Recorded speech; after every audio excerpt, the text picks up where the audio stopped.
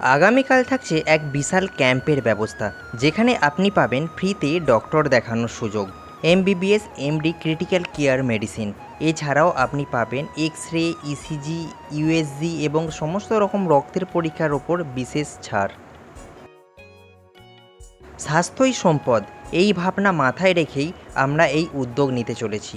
কাল সকাল 8টা থেকে আমাদের ক্যাম্প অনুষ্ঠিত হবে। অবশ্যই সকলকে আসার জন্য অভিনন্দন জানালাম।